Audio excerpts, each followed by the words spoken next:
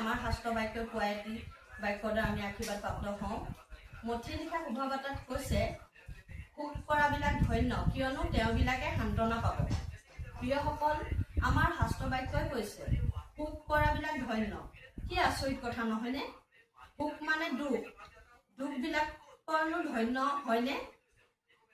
প্ৰিয়সকল, যিসকলে কিবা কাৰণত এই ধৰক বেমাৰ আজাৰ অভাৱ অনাটন আছে, জীৱনৰ নানা সমস্যাত আছে, কাৰোবাৰ বহুত বেয়া পৰিস্থিতি, এই চাকৰি নাই, ঘৰ দুৱাৰ নাই, অনেক সমস্যাত আছে, সেইসকলক প্ৰভু যীশুৱে কৈছে আপোনাৰ হ'ব, আপোনালোকৰ শান্তি আহিব, যদিহে আপুনি প্ৰভু যীশুক বিশ্বাস কৰিব পাৰে যে তেওঁ শান্তি আৰু আপোনালোকৰ সমস্যাৰ পথ দিব পাৰে।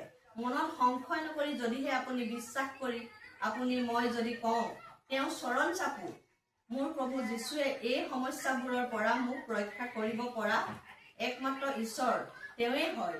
এই পৃথিৱীত সকলোৰে সমস্যা আছে। যদি সঁচাকৈ আপুনি প্ৰভুৱে কোৱা ধৰণে তেওঁৰ ওপৰত ভৰসা ৰাখিব পাৰে, তেওঁক পথ বিচাৰিব পাৰে, বিশ্বাস কৰিব পাৰে, সেই সুখ কৰাজন ধন্য হ'ব।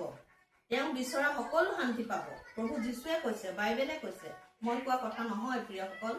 গতিকে আহকচোন আমি সুখত থকাবিলাক, দুখত থকাবিলাক, সুখ মানে দুখ, যিসকল দুখত আছো আমি প্ৰভুৰ চৰণলৈ চাপি যাওঁ। তেওঁ কোৱা ধৰণে তেওঁ আমাক সান্তনা দিম বুলি, আমাৰ প্ৰয়োজনীয়তা দিম বুলি কৈছে। এটি চমুক প্ৰাৰ্থনাৰে তেওঁ চৰণ চাপি যাওঁ আহক। হয়, অতি মৰমীয়া দয়ালু পিতা, তোমাৰ মহান অনুগ্ৰহ আৰু দয়াৰ কাৰণে নতুন ৰাতিপুৱা পালো, নতুন সৃষ্টি দেখিবলৈ পালো, তাৰ বাবে তোমাক ধন্যবাদ। আমাৰ মানসিক জীৱন আয়ুস যেনেকৈ বৃদ্ধি কৰিছা, আমি অনেক কষ্ট ৰোগত ভুগি আছো। হয় প্ৰভু, যিসকলে তোমাক নাজানে বা জানিও আজি তোমাৰ গৰালৰ পৰা বাহিৰত আছে, তুমি সকলোকে চপাই আনা, যাৰ যি প্ৰয়োজন দৈনন্দিন জীৱনত এই পৃথিৱীত তুমি থাকিবলৈ দিছা প্ৰভু মানৱ জাতিক। গতিকে যি প্ৰয়োজন আছে মানৱ জাতিক সকলো তুমি যোগাই দিয়া, আৰু তোমাক জানিবলৈ, তোমাক বিশ্বাস কৰিবলৈ তেওঁলোকৰ আত্মা হৃদয় তুমি মুকলি কৰি দিয়া প্ৰভু। তোমাৰ চৰণত এই অধম পাপীয়ে প্ৰাৰ্থনা লৈ তোমাৰ বাক্যৰে আহিছো। লওঁতে কওঁতে যদি কিবা ভুল ভ্ৰান্তি হৈছে, হে পিতা পৰমেশ্বৰ ক্ষমা কৰি তোমাৰ চৰণত ঠাই দিবা, আৰু সকলো মানৱ জাতিৰ ওপৰত তোমাৰ আশীৰ্বাদ বাকি দিবা। ধন্যবাদ প্ৰভু এই প্ৰাৰ্থনা শুনি গ্ৰহণ কৰাৰ কাৰণে। ধন্যবাদ এই প্ৰাৰ্থনা যীশু খ্ৰীষ্টৰ নামত সকলো বাক্য সমৰ্পণ কৰি সকলোৰে আশীৰ্বাদ বিচাৰি মই ধন্যবাদ দি আমেন বুলি ঘোষণা কৰিলো। আমেন।